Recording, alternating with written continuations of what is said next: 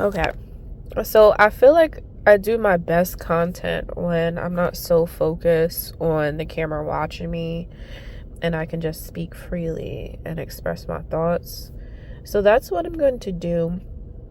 Not that I'm afraid to show my face anymore. I do have a couple of videos up there where I've showed my face before.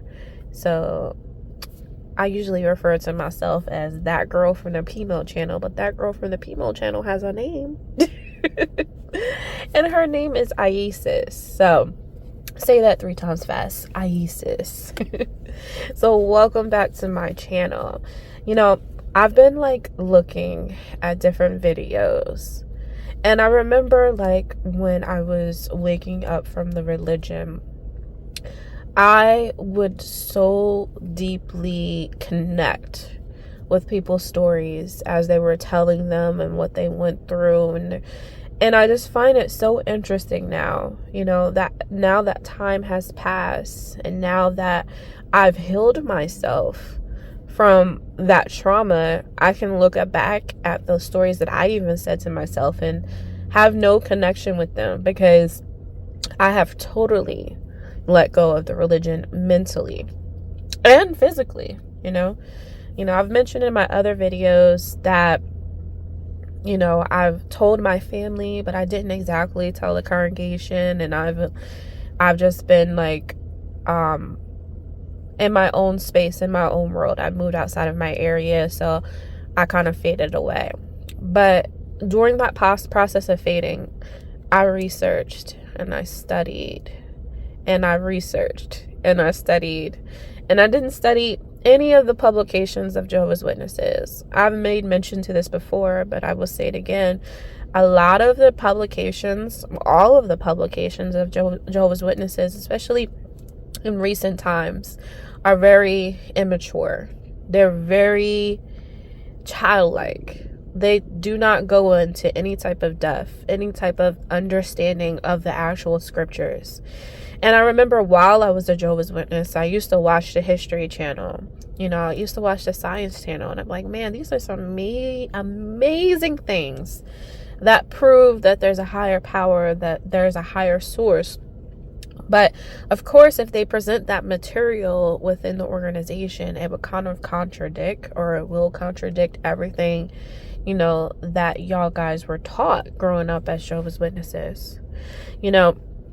I feel like sometimes in my comments, this may be my personal issue, my personal hang up, something I'm still working on healing on, is some people are like, well, I was a full-blown Jehovah's Witness and I didn't make any mistakes, and my story is different from yours. And I've noticed that the Bethelites or the elders or the pioneers, their videos, they will get a lot of views, but people that didn't full-blown everything and still had a level of balance, as a witness, it's normal for us to prejudge people, right? But I think it's important to listen to everyone's story, whether they were half in, half out, grew up as a witness, stopped growing later.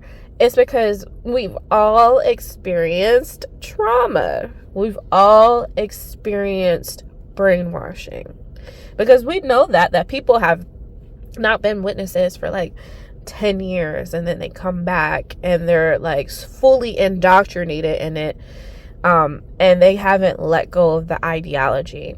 But I'm coming from a space now where I have let go of the ideology completely. Now, how did I do that? Because it could be a journey trying to let go of the ideology of Jehovah's Witness completely out of your brain.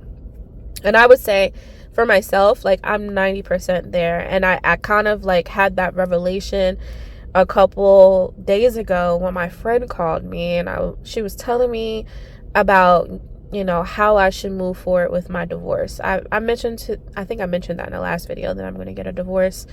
And she was like, if you get a divorce now, you're not going to be able to get remarried. And I'm like, what? What do you mean I can't get remarried? I'm not associated with Jehovah's Witnesses. I've told you that before, and she's coming from a disfellowship space and she's saying that to me.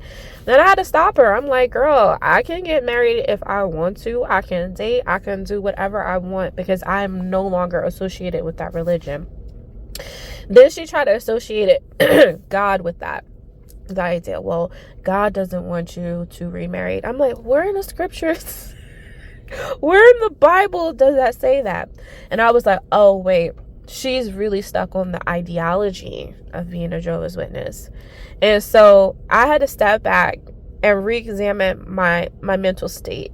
I want to do more videos on this channel, but I feel like I'm not connected to the ex-Jehovah's Witness energy anymore, because mentally I've separated my thoughts from it. Whereas like I'm a regular person. I don't even want to even refer to myself as an ex-Jehovah's Witness, because that was just a time period in my life, and then I've grown, I've had clarity, and then I've moved forward. I think what I want to talk about in this video is what I did to get my mind to the state where it's at right now, where I don't care. So I faded. I faded somewhere between 2019 and recently, where I was just like, you know what? I'm not going to say anything to anybody. But what happens is when you fade like that, people still speak to you in the language that you're trying to remove yourself from. And what I mean by that, like when I told my friend, like, hey, I'm going to get a divorce, and she's talking about not being able to remarry. That is Jehovah Witness speech. That is Jehovah Witness ideology. So the first thing I did to completely clear my mind of Jehovah Witness thinking and ideology is pour into myself, what does Isis want? What does Isis want to do? When I had come to the revelation that this is a false religion, it is a cult, I had to re-examine what I actually wanted to do in life. And what I've discovered that has been the most powerful for me is standing in my integrity. And with that being said, I stand in my integrity in all things, meaning that if I grew up in a religion that hid child abusers, and I was unaware of it, and then I become aware of it, my integrity tells me to stand up and tell other people. Now, that could be scary to some people because of the repercussions that we experience growing up as a Jehovah's Witness. You lose your community, you lose your friendships, you lose everything you know. But in the journey of letting go and losing everything, that's an opportunity of rebirth. And I watch people and I listen to people talk, and they're like, oh, I'm losing everything, I'm losing this, I'm losing that. And I was once there.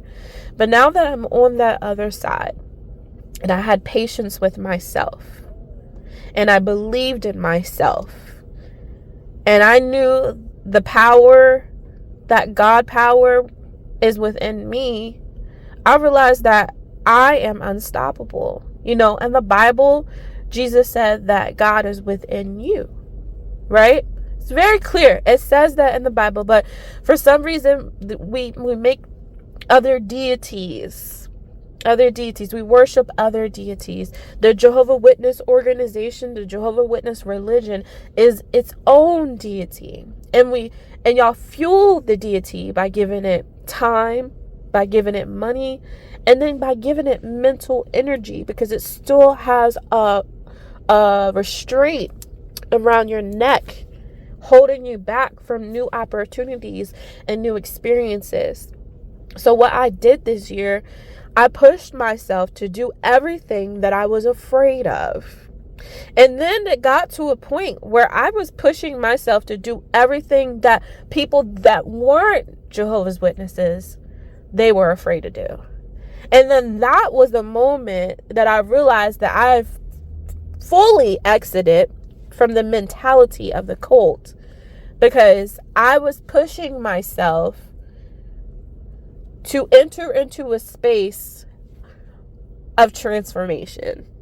And then through that transformation, there is chaos. So what do I mean by that?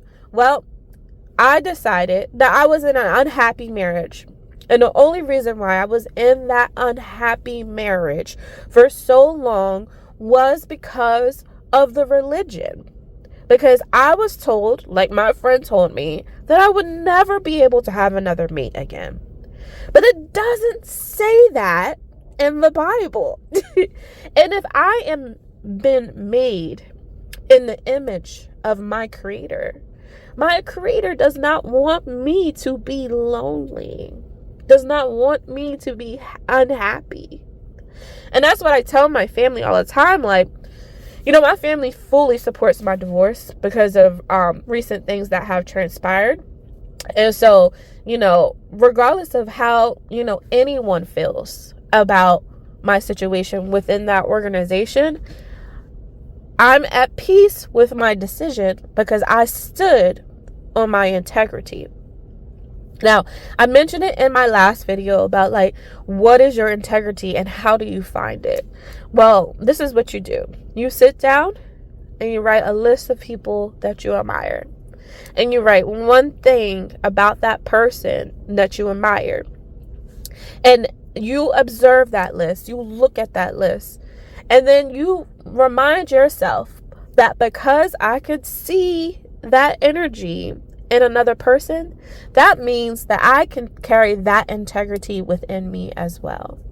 And then as I'm observing the list of integrities that I said that I observed in other people, I realized that the reason why I felt like I didn't have that was because I was following an indoctrination system that forced me to go against my integrity. And so as a result, that had made me miserable internally, because I feel as if Jehovah's Witnesses as a whole are good people. And good people sometimes can get taken advantage of. And think about it, a lot of Jehovah's Witnesses become Jehovah's Witnesses because of, one, their family were Jehovah's Witnesses, and two, they were going through a rough time.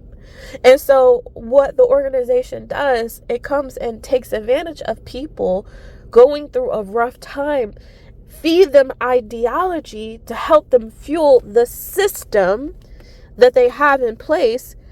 And then you think you're feeling better because they're saying that you feel better, but do you really feel better? That is the question. I think about my time in pioneering. Oh, the pioneers are so happy. Oh, the pioneers, they just love giving to Jehovah. Those were the words that were said to us. But as I go back and I re-examine the things that were said to us, I realized the words that they used were specifically put in place to get us to be obedient. We are the happiest religion on earth. Is that true? Because I can go through a bunch of YouTube videos this year, last year, the year before, of people telling experiences where they were miserable being Jehovah's Witnesses.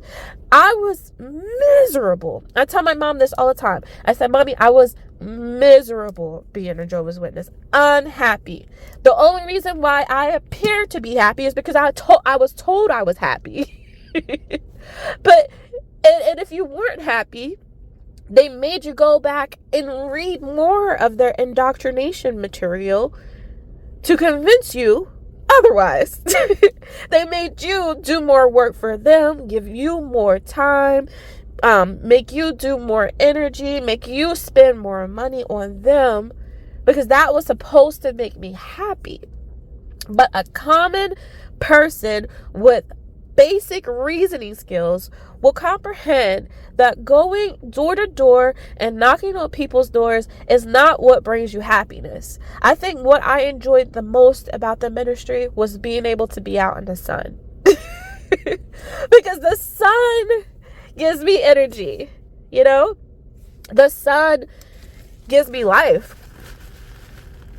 And so when we open our mind and allow us to really listen to the words that were said to us, you'll recognize that we were extremely brainwashed.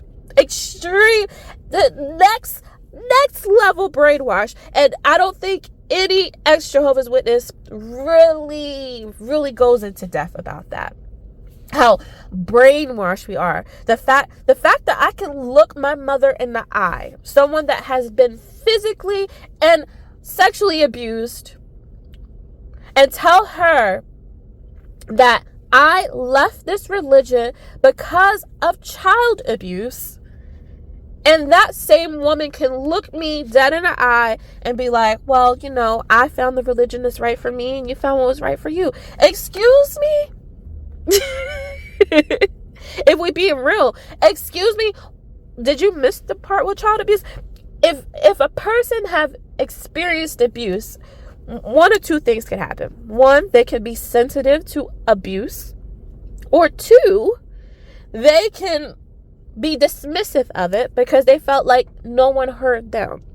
And so what I observe with the people in the congregation, a lot of people just have trauma, and how they're dealing with their trauma is by extending their energy, extending their life force, extending their time to a religion, because that religion promised that all of their sins will be forgiven, that they will be happy one day, you know, happier, because you're happy right now in this organization, even though we know that not to be true. We know that's not true. So what I did, I've mentioned before, I have videos about books I read. I sat and I read books. I sat and I got to know me. And so this year, I have written on my Facebook. I've written on my Facebook that I'm getting a divorce, because a lot of my Jehovah's Witness friends, they're still on my Facebook because I've never publicly declared that I wasn't a Jehovah's Witness anymore. But I made a public declaration that I'm getting a divorce, and I made a public declaration that I'm no longer Jehovah's Witness. And honestly, I feel free.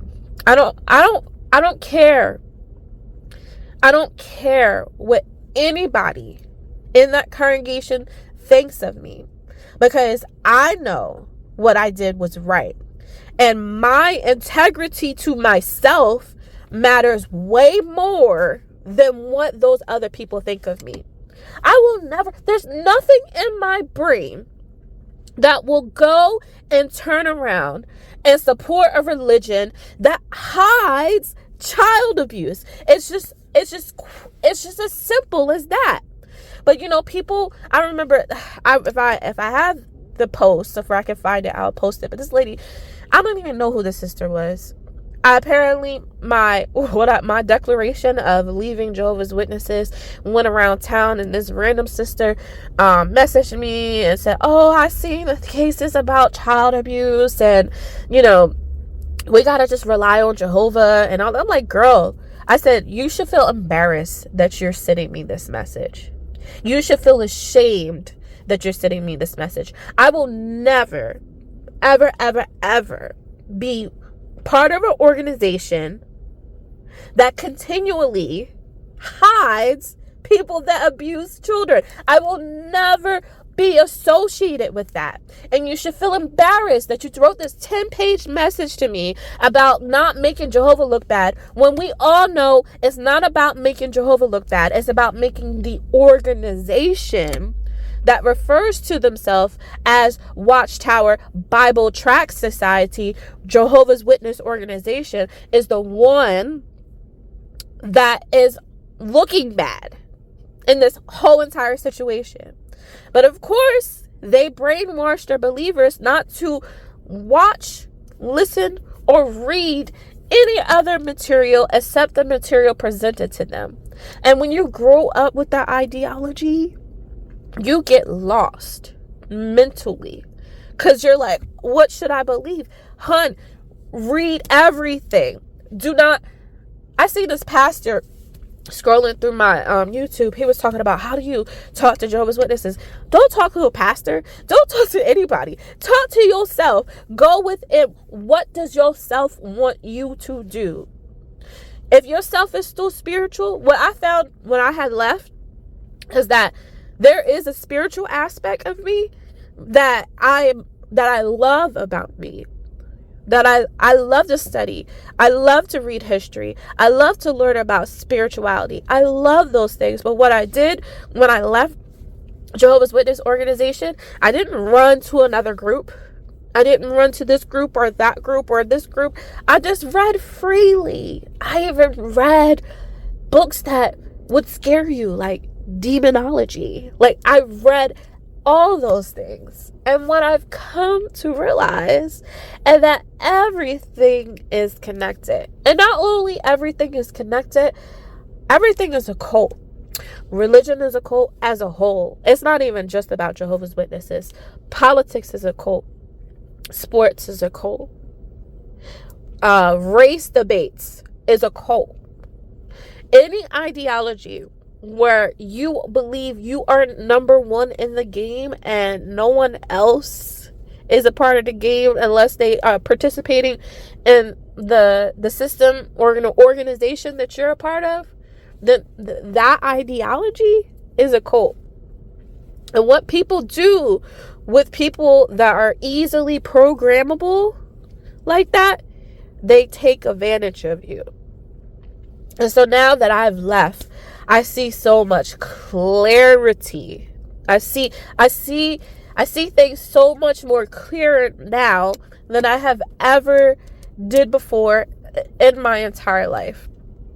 And so I say to any ex-Jehovah's Witness out there, anybody that knows me, you know, anybody that knows me knows that, like, I love spirituality.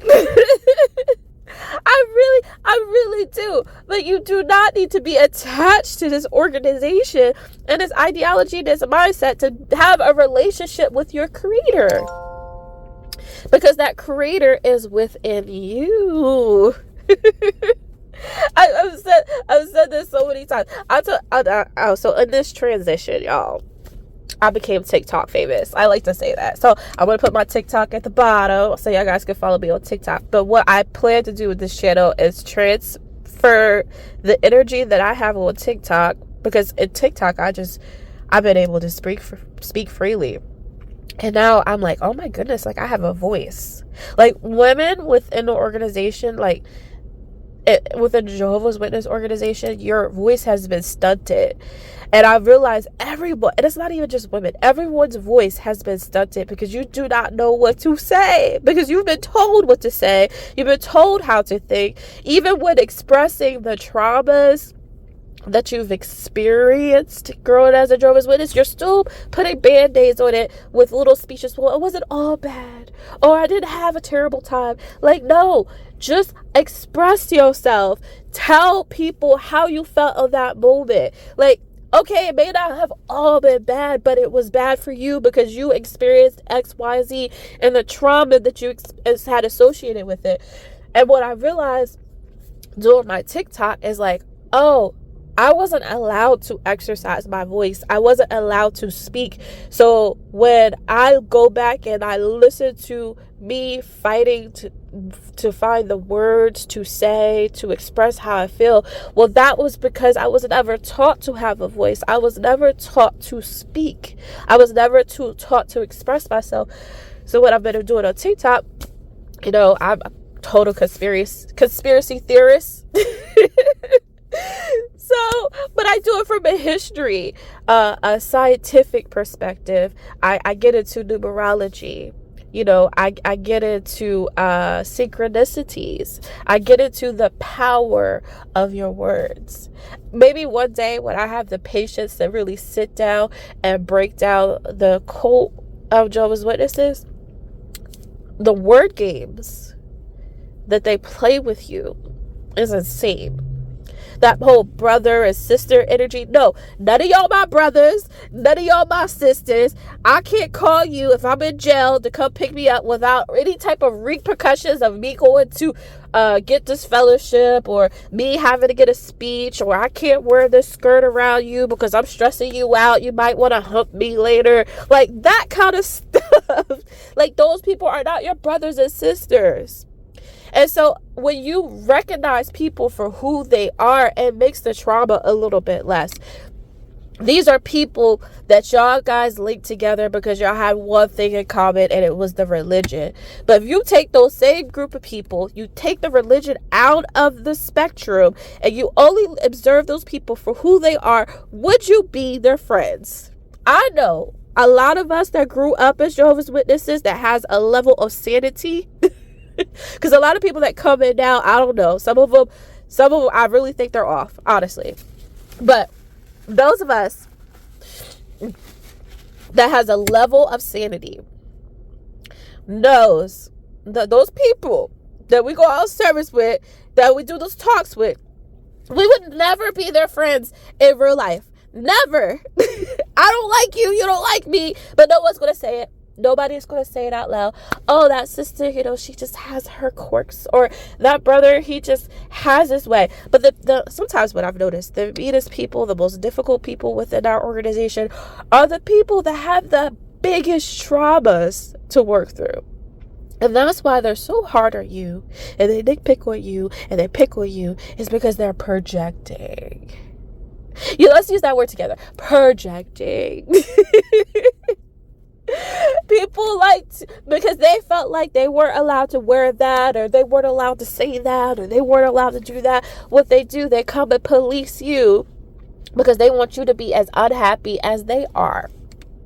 And that's a lot of that goes on within the congregation. An exhausting amount. That to the point where now you're associating their opinion as an opinion from God himself, when in reality it's just that person's opinion. And that's what we need to keep in mind. We need to, anything that we have been fed, anything that we have been taught, anything that we've been told, let it go. Let it all go. Because letting it go and stepping into darkness. And when I mean darkness, it's like, okay, observe like a fly. The flies are always attracted to the light. But sometimes the fly just want to stay at that one light. But then there's another light across the yard because this light is getting a little too crowded. So what does the fly do? That fly steps into the darkness. And sometimes darkness can bring you a turn that you never expected to hit, or you may run into something. It may be chaotic, it may be a little bit clumsy, but when you step into the darkness and you step into another light, you'll have another revelation. You'll have more clarity. And so that's what I've been doing. Like I said, I've been pushing myself to do everything I'm afraid of. All right, girl. This is not going to work out with your marriage. What are you going to do? I'm going to leave. When are you going to leave? When are you going to leave? I don't know. Until life, because I kept saying that I was going to leave, life positioned me in a way that I had to leave. And then there's that chaos. Oh my goodness, where I'm going to go, what I'm going to do, this, that, and the other. I have no idea. My support system is shutting me. My family thinks I'm like I've jumped off the bridge, but it doesn't matter. When you love yourself and you pour it to yourself and you value yourself, that is priceless. And at this point, I will cut off anybody. I will eliminate anybody that stops me from living my fullest form of happiness. And I will cut off anybody that goes against my integrity. So, like I said, I've been like, what was the word? I faded, right? Made new friends. And once I was comfortable with the group of friends that I had, I feel like that public declaration of me saying like I didn't want to be a Jehovah's Witness anymore and I'm done with it, it was like it brought me so much relief. Like I felt like I had a heavy backpack on my back, and once I said those words out loud, I was freed. I feel free, and I have no regret for anything that I have said, anything I have posted, anything I have did. Because right now I'm living myself to my fullest potential, and I'm living and I'm standing within my integrity. You guys got to realize like how strong you are, that you left your whole support group because you stood for something. You stood for something. A lot of people can't say that about themselves. And as time goes on, I guarantee within the next 10 years, there's not going to be a Jehovah's Witness organization. And then as you work on yourself and you build yourself up, you're going to be able to help other people. That's why I always tell people, like, tell your story. Talk about what you've experienced. Even if it's long, disorganized. I like I said, like, I'll be watching videos and I understand people can't express their thoughts. Their thoughts are all over the place because it's like years of emotional abuse, years of brainwashing, years of not being taught how to think. You're taught how to think as a collective, like a beehive, but you're not taught how to think individually, to think for yourself. So expressing the trauma that you've been through could be like a mouthful, but once you get through that, once you say the words and find out what words actually belong to you and have nothing to do with the organization, you'll just feel better. You'll feel so much better. And so I would invite y'all to definitely study the words that you say. Study the etymology of words. Study their meaning, because words have power. John 1:1 says that the word was God. And I talk a lot about that on my TikTok because now I truly understand that scripture. It has less to do with the Bible and more to do about how you talk to yourself, how you feel about yourself, what you say about yourself. Because the things that you say about yourself, the words that you say to yourself, the words you allow other people to say to you become law, become rule, become bond. Because your words have power. And you see that organization like Jehovah's Witnesses or Mormons or Catholics or Protestants, people that created those organizations, they understand the power of their words. So we're going to talk about that a little bit more as I go through this channel. It's like there's a part of me that wants to continue this channel, and then there's a part of me that just wants to let it go and just make it into what I've already established. But honestly, like, I kind of want to go on a tangent because I honestly personally feel once y'all guys deprogram yourself and really look at the organization, who owns the Jehovah's Witnesses? Who owns them? Because there's a lot of money associated with this religion. There's a lot of celebrities, big time celebrities, the Wayans brothers, the Serena Williams, the Jackson family. Like, these are like elite Hollywood people, and they're all associated with this one religion where we don't know who actually owns it. Yeah, there's governing body members, but do they actually own all the money? Because we know that they dismissed that one guy and only got him a townhouse. So who owns the Jehovah's Witnesses? I'm gonna leave y'all guys at that because that's something to research. Because you're sitting here and you're giving your life to an organization that owns all these properties around the world. God already owns the world. So why do they need to physically own the land? Like, why did they need to do that? Oh, because they understand that the land has value. And if you go and you look at the stocks that they've put money into, you understand that they're associated with the United Nations, you realize like, oh, there's a next level hypocrisy going on, but they have trained their members not to speak, not to research, to remain ignorant. But who owns them? Who got my mom wrapped up in this craziness? Who got my family wrapped up in this craziness? Who's got my family money? Who got it? Who owns it? That is something that I want to know. And so I'm going to research and I'm going to study. And as I find more information, I'm going to present y'all to it, because there has to be some type of connection. But I digress. So anyway, I'm going to get off this live. Thank you for listening. I appreciate it. I just needed to speak. But I will catch you in the next video. On to the next video.